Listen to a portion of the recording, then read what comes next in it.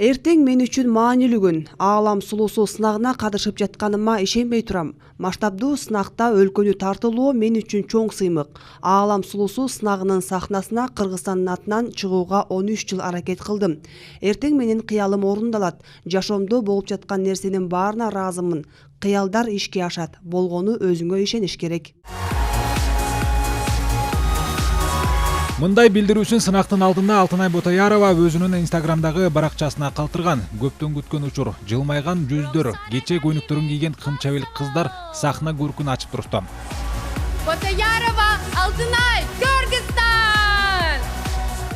АКШга 86 өлкөдөн барган кыздар ааламдын сулуусу наамы жана таажы үчүн күрөштү. Сынактын шартына ылай кыргызстандык кыз улуттук кийимде аруулук менен сүйүүнүн белгисин чагылдырган ак куунун образында чыкты. Ошондой эле кече көйнөгүн көрсөттү. Мындан сырткары Кыргызстандын жаратылышын чагылдырган тасма тартууланды.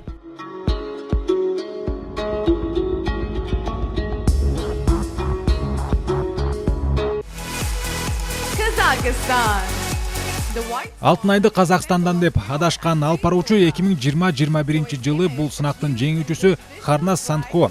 Сынактын мурдагы каншасы мындай жаңылыштыгы үчүн кечирим суроого аргасыз болду. Мен Кыргызстанды так айта алган жокмун. Сүрдөп кеттим. Бул кемчилигим үчүн кечирим сурайм. Сахнада обочолонгон кандай экенин жакшы түшүнөм. Катышуучунун маанайын түшүрө турган сөз айтууну каалаган жокмун. Алтынай, өтүнүч, менин кечирим суроомду кабыл ал. Бул ыңгайсыз окуя үчүн Аалам сулуусу уюмунун жетекчиси кечирим сурап, видео кайрылуу жасады. Биз өз ишибизге олуттуу көңүл буруп, милдетибизди так аткарышыбыз керек. Бул кемчилигибизге актануу керек эмес. Алтынайдын аброюн түшүрүүнү каалаган жокпуз. Андыктан кийинкиде мындай катаны кетирбегенге сөз беребиз.